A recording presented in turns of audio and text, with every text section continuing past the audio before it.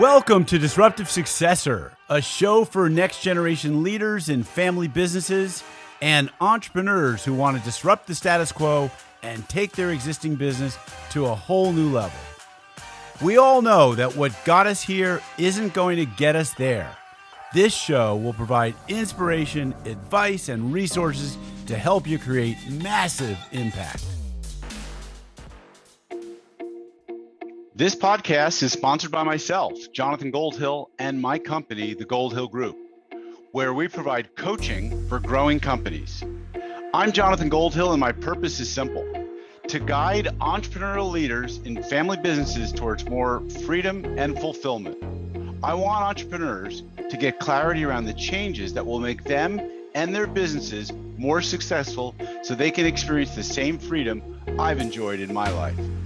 Our proven practices challenge business owners to think differently about their business and how they're running it, and quite literally become game changers in our clients' companies. Learn more at thegoldhillgroup.com website, where you can schedule your free strategy session.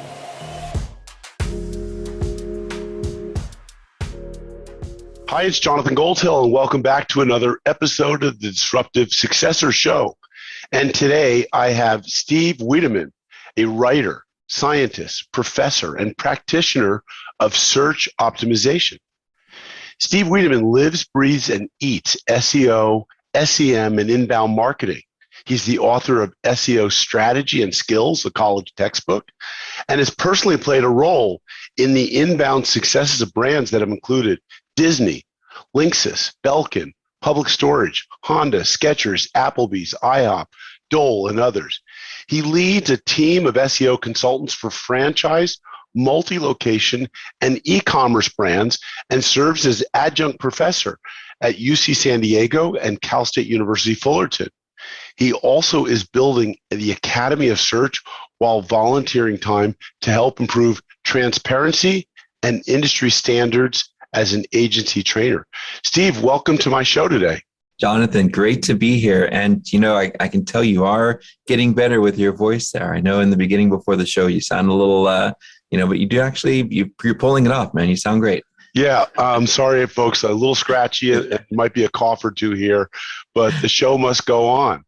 There's no substitute host for this show. Well, thanks for having me, Jonathan. I'm excited to share some experiences, and I'm sure you've got a few questions lined up. It's hard to start after an opening like that, but when I look back at the last 2 decades of really giving my heart and soul to the industry, it's kind of rewarding. I got some goosebumps. I won't lie. Well, and a lot of people have funny feelings about people who do SEO work. They think they think it's like black box or white hat, or is it dark stuff? Is it secret? No one seems to really know. When in the old days, you'd buy an SEO contract and be like, what did I just pay for? I have no idea what these people did. So I think that guys in your industry have an uphill battle to fight in terms of reputation. We still do. That's correct. Yep. And you think after years and years and years of the industry evolving, that would change. But the fact is, because you're basically hacking algorithms, right, so that your clients can place better and get more free revenue from search. It's a really kind of a sticky industry, because again, you've got so many people that are black boxing their strategies and techniques, probably because they shouldn't be doing some of those things. And then there are those of us that believe, in sort of Jim Rohn's quote of, you don't have to do extraordinary things to be successful. You only have to do ordinary things extraordinarily well. So I think people get jaded because they expect fast results from something that takes a lot of water and sunlight and nurturing. And I can tell you probably 40% of all SEO clients get frustrated by month 4 to 6 and give up, while the competition just keep hammering away at improving content, improving off page, improving, their search experience, their search appearance.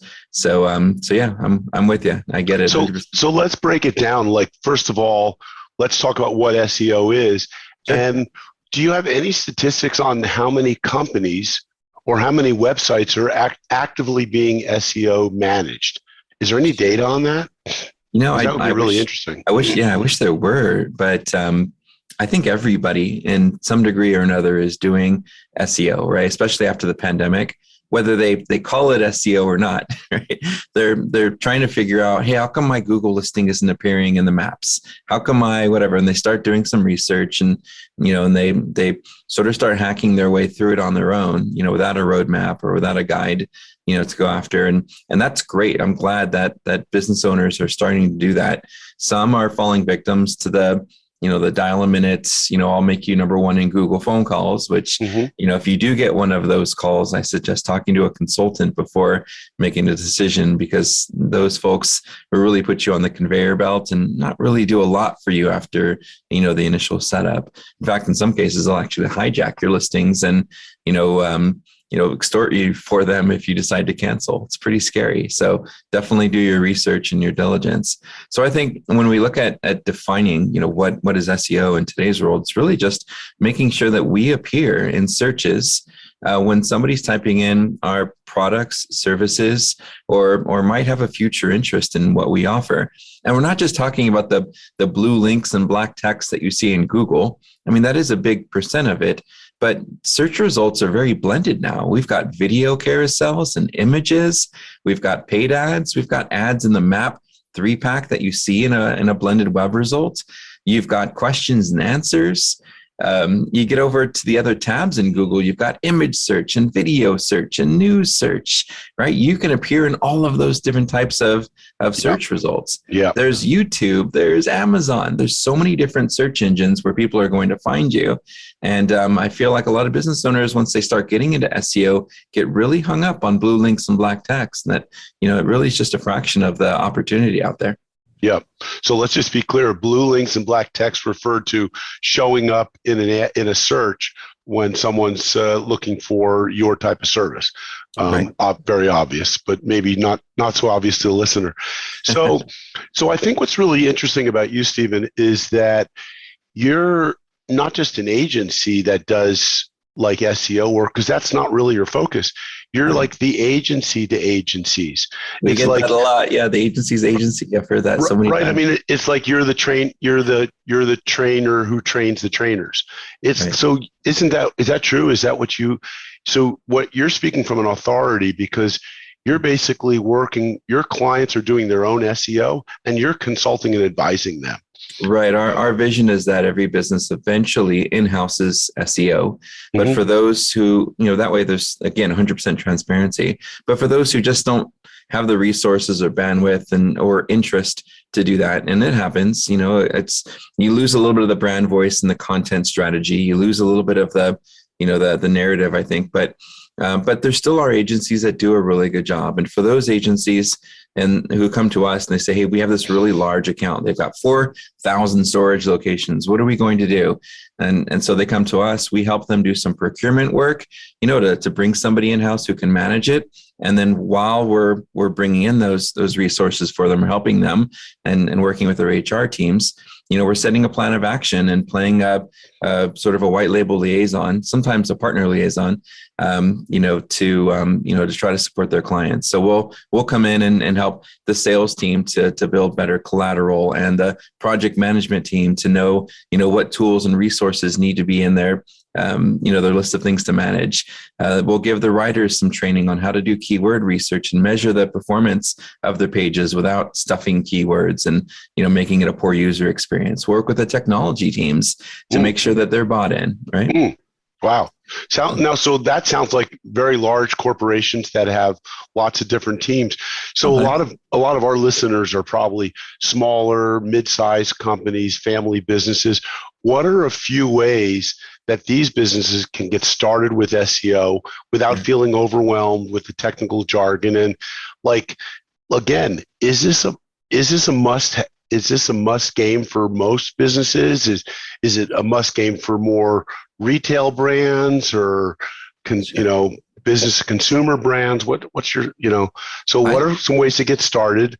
And is it a must? Should everyone be getting getting I involved? would say it's a very important part of the marketing mix, Jonathan. I think you should be doing all things. You should be experimenting with radio and TV and local ads, and have a street team, do some guerrilla marketing, build relationships with brands that are in similar verticals. Really don't try to avoid being myopic around digital marketing. If you get into that boat, unfortunately, it becomes addictive, because you want to be number one in Google and you forget everything else and you drop every other marketing thing that you're doing. Right. But what you don't know is those other marketing things are actually playing a role in search. They're actually, when people are searching for your brand and they modify it by the different products or services they're looking for related to your brand, those searches tell the search engines that you're relevant to those queries, and they start showing you for even the non-branded searches. So I would say if you were to look at your web analytics, if you haven't yet, contact your web host or the person who set up your website and say, I'd like to look at my web analytics. You'll see that most of your traffic comes from search. Right. So, beyond that, you'll see maybe some social, maybe you'll see your email newsletters, maybe you'll see direct traffic from those people who already patronize your business. But normally the majority of your traffic is going to come from search, and 80% of that is going to come from Google. So yes, I would say it's the new phone book, right? Right.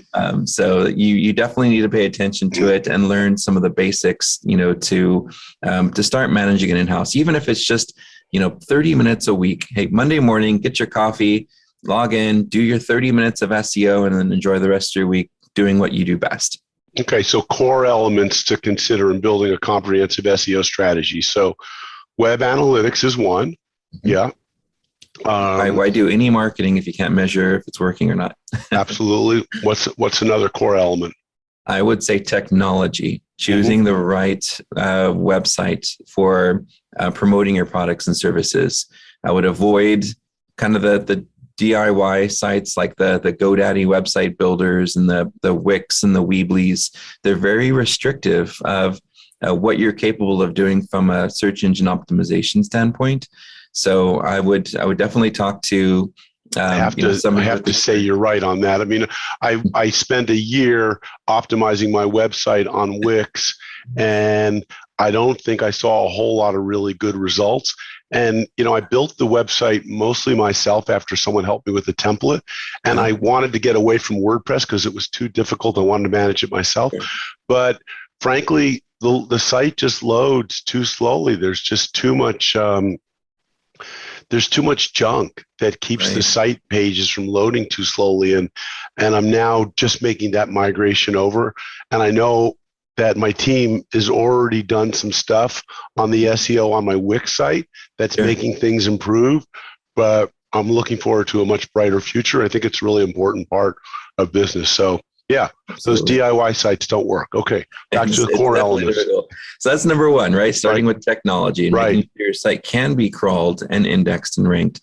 And that you don't have, several similar URLs to have search engines try to figure out which one should be indexed. And some of those content management systems, will create these really strange URLs, and Google will have like 30 versions of the same content.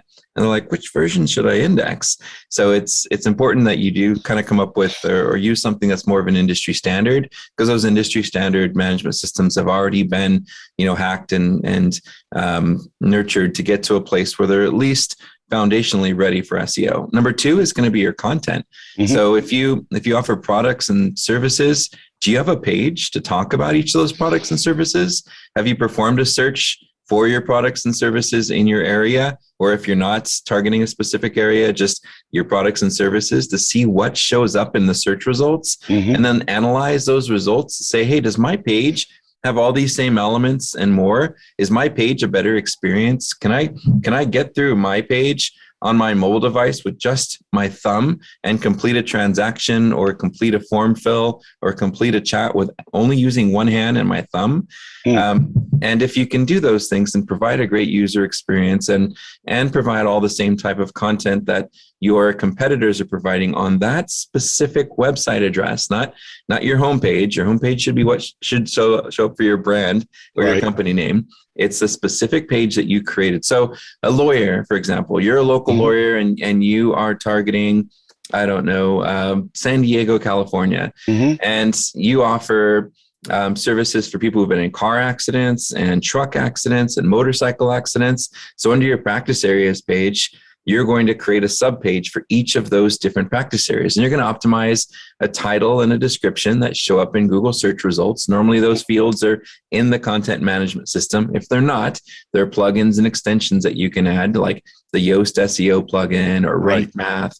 Shopify has its own SEO plugins as well. So that way you can provide a really good, helpful experience to somebody who's looking for that specific thing, because they're not going to scroll down your practice areas page after clicking the results to find they want to go right to that truck page. Accident thing. Yeah, exactly. So there's the other fundamental. The next one is going to be your off-page visibility. As search engines, especially Google, are getting better, they're looking at what's happening off your website to help define what your business does and what you offer. They're using these things called entity relationships, where they can see your company name as an entity and how often it's mentioned with search terms that coincide with what you want to rank for. Years ago, I used to rank for the term. Oh, sorry, you have a question? No, I think that's unbelievable. Like, what are they searching for? Like, how many times people visited you on Google Maps? Or I think what they're looking for is how many times they're finding your business name with the search terms that you want your business name to become semantic to. Okay. Right? And this is kind of a funny story. Is when for 12 years I ranked #1 for SEO expert. It was a challenge my boss at Disney gave me in order to be able to start using some SEO on a new site called Adventures by Disney, and I hit that challenge, and over time, I was focusing on my business, my freelance world. And I wasn't really doing anything with it. But whenever I was writing content and contributing content, I was always mentioned in context as Steve Wiideman, SEO expert, whether it was in a news article somewhere or, as a blog post that I contributed somewhere. My name was always kind of becoming semantic. So you'd look at the top ranking results and it didn't make any sense. The number one result was me, but the number 2 guy had better content and he had stronger links and would have been a better page because mine had been kind of neglected for a few years. But I still ranked #1 because if you were to do a search for my name and the phrase SEO expert, both of those in quotes within a Google search, I came up some 4,000 times, and the second guy in his entity only came up about 1,200. So the fact that Google thought I was more relevant based on how it saw my name off the website played an important role. And it helped with talking about some of this off-page SEO work. It contributed to what Google uses fundamentally, which is their page rank, their page rank algorithms. So they actually use links as a voting system to determine how important your page is or how relevant your page is. And the higher the quality and quantity and velocity of those links that are coming into your website, the more Google thinks, hey, this site's live, it's helpful, it's active. I'm seeing all these new links coming in because I'm crawling the web, and every time I find one, it's a vote for the page. So we want to continuously find ways to get other websites to link to us, hopefully organically without us having to pick up the phone. And we do that by getting really creative. We share a lot of upper funnel type content. We get with the content writer and we say, hey, let's go to a site called answerthepublic.com and let's put in our product or service and see what kind of questions people have about our products and services. The what, who, when, how, why, strategy, tips, ideas, checklists, all that upper funnel content that solves problems. And what happens is we start creating really good upper funnel content. Other people are researching for the same words that we solve the problems for and referencing our article in their article as a point of reference, especially if we've got images and videos that they can reference or charts and graphs and data, that's not already online somewhere. So we can provide that content. Other folks will search for it, find it, reference it, link to it. And we don't have to do, a lot of outreach to say, hey, will you link to my website?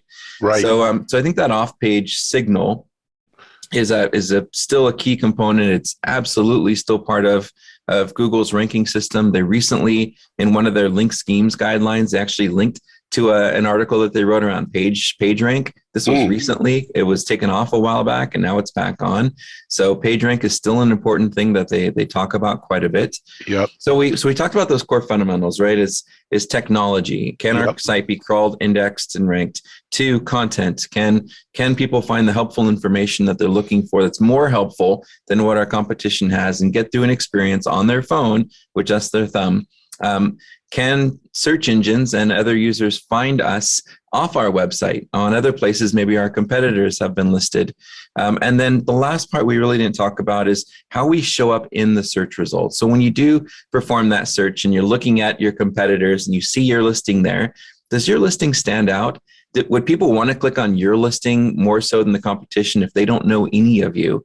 Right? Do you have perhaps a little video thumbnail next to your listing? Do you have some star ratings below your listing? Maybe you have some helpful, frequently asked questions in the search results beneath your listing. Using the Google Rich Snippet Gallery, so it's a free tool, free little gallery that Google provides, you can pick and choose from some things that you think would be really helpful for your users. And then go back to your web developer and say, I want this code on my page, and here's the content that that should be within the code and on the page itself, so that you can stand out in a search result and get more of those clicks. So your content gets you to that second page of the search results through the keywords and helpfulness. The links and the off-page visibility will get you to page 1 of Google within 3 to 6 months. And the search behavior of what users do when they see your listing will move you up from that first page to the first position, usually within 6 to 12 months. So within a year, you can get the top position for your product or service. Again, if you make sure your tech is on par and your content is awesome, your off-page continues to improve, and your search appearance is better than what the competition has. Wow. And now some people think that advertising with Google plays a role in this as well. Does it make sense to advertise for those keywords during that first 12 months before you rise to that? Does Google elevate you faster because you're spending money with them? You may not be able to answer that because you don't know. But what can you tell us about that? Sure, it's a two-part question. Part one is a correlation versus causation. You hear that a lot in the SEO industry. It's almost an annoying cliche at this point, but it's true. If users see you in the paid search and the organic search results, you've basically buried your competition, because now you've got 2 listings at the top. They're more likely to click on you, right? If they click on your organic result more so than they do other results, then you're going to move up in the search results over time. But there's no direct correlation. By buying ads in Google, you're not going to move up in search rankings simply because you're buying ads. In fact, that'd be illegal for them to do that. It would be a violation of their whole philosophy around organic search. Sure. But there is a correlation causation. If you are buying ads and your listing does show up in paid and organic, the data shows that you have a higher click-through rate of people clicking on your listing than you do if you don't. Now, I always recommend augmenting your search strategy with paid, because you can leverage the data from paid. If you were to look at your Google Analytics and organic search keywords, the majority of keywords are going to be bundled into this one keyword called not provided. And they used to have that search term in there. You would actually see all the words that people would find your page for. Now you can't. But if you advertise, you can go to your search query report and see what search queries actually resulted in sales or leads for your business. It seems, kind of controversial. You can pay for the data, but we're not going to give it to you free now. Right. Like, why? What's the difference? So whatever. They're saying it's around privacy. But the point is, you can take those search terms that convert well for you, add them into your content, and you're going to do 2 things from that. You're going to get lower cost per click in the paid ad bidding auction. You're going to get lower cost per leads, right? Because now your quality score is better because your search terms that you're bidding on are actually on, the page itself. And the second thing that's going to happen is you're going to continue to collect some pretty insane data that you can then move over to your paid ad groups, or to your organic search strategy as well. So I think there's a huge competitive advantage of doing paid ads. What I would be careful of is, if you don't have a lot of experience in paid, get some training or some help as you get it started, so that you don't become one of those jaded business owners that ends up spending $10,000. And let's say you are a lawyer and you bid it on the keyword lawyer, and you said, hey, I want to show up in paid ads for lawyer.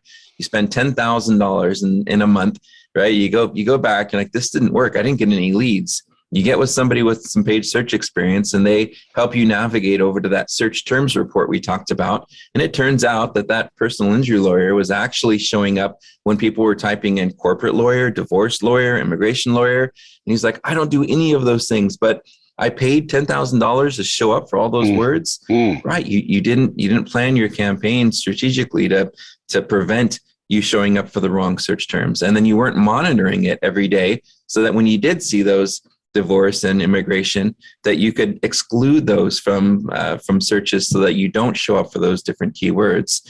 So I think having a little bit of expertise on your side as you're provisioning your paid ads can reduce your costs and your waste. And then once it's going and it's working, you can leverage that data to augment your organic SEO. Yeah, I think so many of the firms that I work with are using outside agencies, including myself, and it's so hard to know whether to trust them for, do they do good work? And it's something that, it's in the marketing mix, but you're wearing a lot of hats as a small and medium-sized business owner that you don't often have the time to be able to really dive in and understand, are they doing good work? And so you just basically judge it by, are you getting results? So this is a difficult field for a lot of people, I think. Right. Yeah, I think maybe setting some KPIs, with your key performance indicators with the agencies you're using can help. We use a Google Sheet. In fact, I'll share a link to it. I share this with my students at UC San Diego and Cal State Fullerton. It's this template that we use in Google Sheets. It's really easy to use. It has rows for each of the things that you want to measure. And I've highlighted in green what sort of the bottom line business KPIs typically are, such as traffic, average position in search results, revenue, and leads, right? Those are the most important. That's what the business owner cares about. But us as the digital marketer, we also care about how we're earning links. We care about the technology, status. Do we have a lot of broken links on our website, and Google's having kind of a poor experience when they crawl to our site? So it's got some technical attributes in there. We've also got like our share of voice in search. So for tracking our search terms, whether you're using SEMrush or Conductor, or maybe you're just using your free Google Search Console and you're tracking your rankings, what's our share of voice compared to the competition who are trying to rank for those same keywords? That way we can set some goals and say, hey, by the end of the year, because we're going to have a column for every month, right? A column for every month in our Google Sheet. At the end of the year, you can see this column at the end of what our goal is and how we're pacing to meet that goal. So when we have our conversation with our SEO agency or even our in-house digital marketer, we can say, how are we doing with meeting our KPIs? Well, with off-page, our goal was, to earn, 100 really high quality links this year, and we're at 60. Great. Keep up the good work. How are we doing with our share of voice? Well, our goal was to go from 11% to 15% this year, and we're at 13. So we're making progress. Hey, that's great. How are we doing with, with traffic? Well, our traffic goal this year was to get it up to 10,000 visits a month. Well, what are we at currently? We're at 9. Sweet. We're almost there. Right. So having that is that's great. What is share of voice, Stephen? That's not a term I'm familiar with. Sure, market share, right? Okay. So let's say we're tracking 100 keywords for personal injury lawyer, car accident lawyer, whatever. We're going with this lawyer example. Yep. We're tracking all those search terms, and we're going to track the top competitors who appear for those search terms. And our percent of of ownership of those search terms in the search results is our share of voice. Okay. So let's say looking at let's look at IHOP for fun. IHOP has some 14 to 20% market share, depending on which search terms we're tracking. Whereas Denny's and Cracker Barrel have a smaller share of voice of the keywords that we're tracking. So we're tracking like 6,000 keywords or something. It's crazy because they've got like 2,000 locations. And so we look at that and we say, hey, what we want to do is make sure that by following this little trend chart, that every month we're growing in market share and our share of voice, and that we're monitoring our competition, because if we suddenly see a spike or a drop with what's going on with the competition, we can analyze what they did and make sure that that we're following the same footprints or not if they're going the other direction. It's just a great way to monitor over time to make sure that the competition isn't flanking you by doing something without you knowing. There's nothing worse than looking at your analytics a year later and realizing, oh my God, our competitors got ahead of us. When did that happen? I don't know. We weren't monitoring it. Okay, so let's talk about these multi-location businesses. Like, sure. Well, IHOP is an extreme example. They've got a lot more locations than our listeners do, but sure. Our listeners might have several locations, so they have to have different keywords for each of those locations. Is that right? And they need to have maybe a landing page, like is the case of the San Diego lawyer. If he has 4 offices in San Diego, or an office in San Diego, one in San Francisco, one in Los Angeles, he needs to have a different campaign going for each of those locations. Am I right?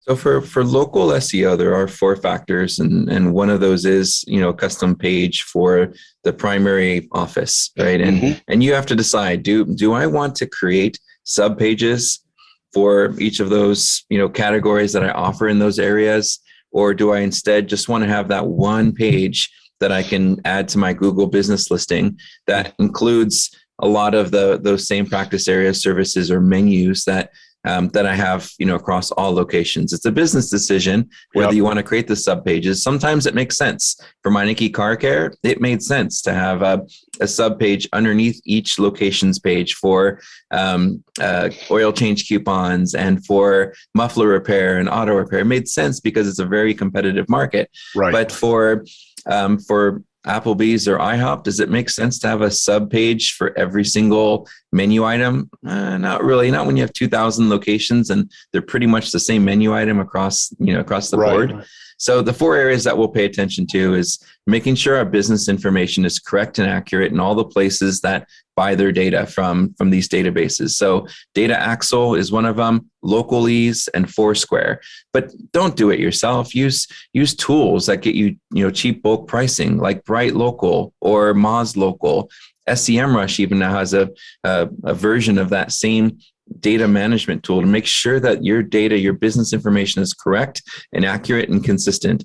Number 2 is going to be that local page we were talking about. And if you want to reverse engineer some of the work that we've done, look at the IHOP and Applebee's location pages. We keep doing our best to add attributes that we think are helpful to users, speeding up the pages so that they follow all Google's tech guidelines to provide a fast experience.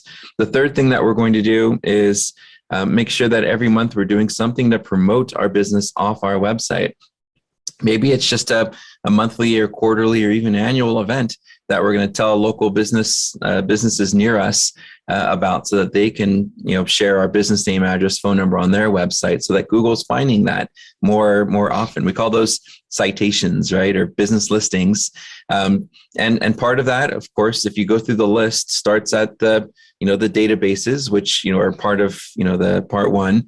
Next is going to be your search engines, Google, Yahoo, local, and Bing local. Next is going to be your navigation engines like MapQuest and TomTom and Here.com, which is Nokia, I believe. But then there's your local social, right? Your Yelp and your Facebook page, and even Foursquare, which is also a database, has a listing for you for social local.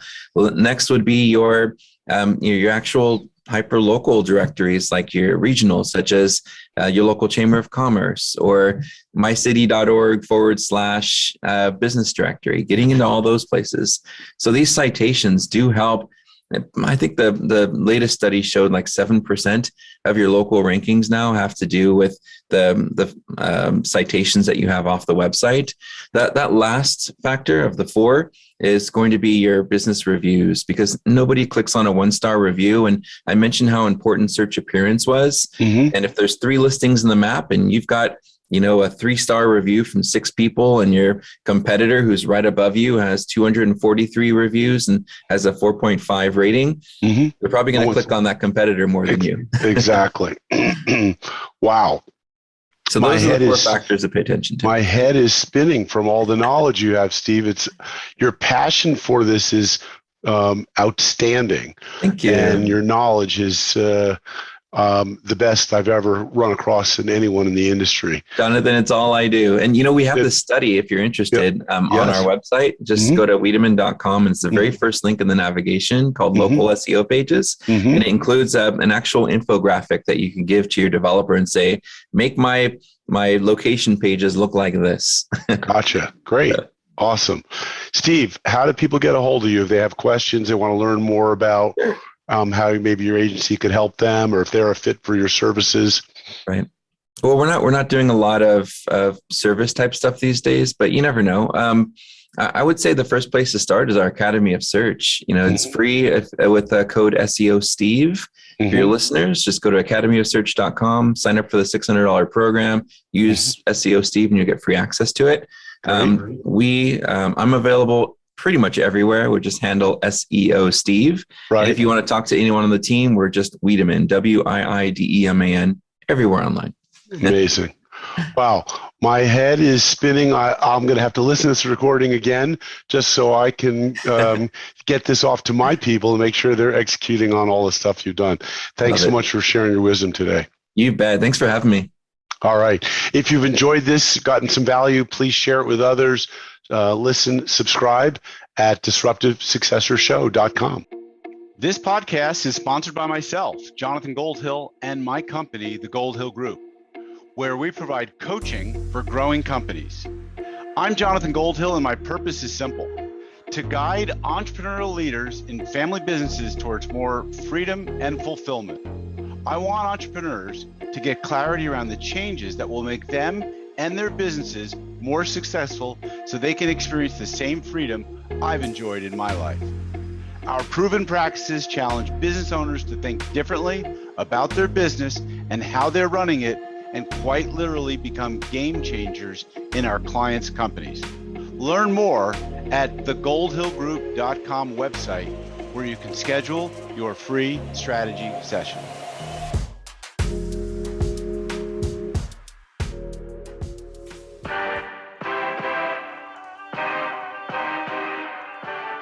Thank you for joining us on the Disruptive Successor podcast. If you enjoyed today's episode, please subscribe, review, and share with a friend who would benefit from the message. If you're interested in picking up a copy of my book, Disruptive Successor, go to disruptivesuccessor.com.